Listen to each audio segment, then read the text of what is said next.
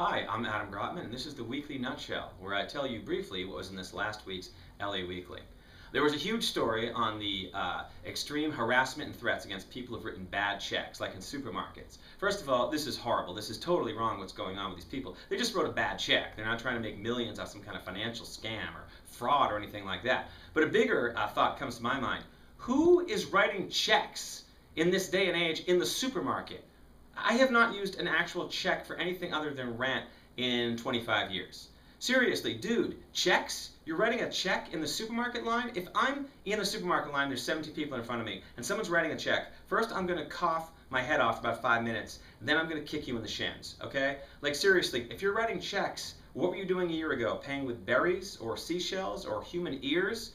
Why don't you just call up the Western Union guy to ride in on his steed and give you the gold coins to pay with? Seriously, dude, don't use checks, and then you won't write bad checks. There was a story about the Magic Castle, which is this big spooky Victorian house up on a hill above Hollywood. It's really cool. You should go check it out.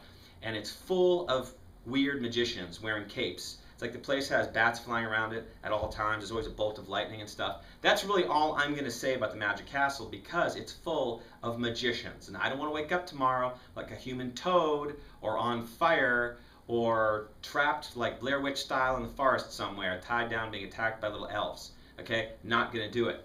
Then there was an actual cover story about an art gallery owned by these two cool women in downtown LA. And here's the thing about art galleries. Art galleries are awesome because there is free wine, there is juice, there's seltzer water, there's snacks like cheese nibbles and grapes, and there's always hot people to look at, and they have art on the walls. There's only two places where you can get people drunk and it's acceptable: comedy clubs and art galleries, because comedians are funnier and art is better when you're drunk. Now, if only Fry's Electronics did that, you walk into Fry's, they get you hammered on a bottle of cheap wine, and you walk up with a 36-inch television set and a weird 15-speed blender that you don't need.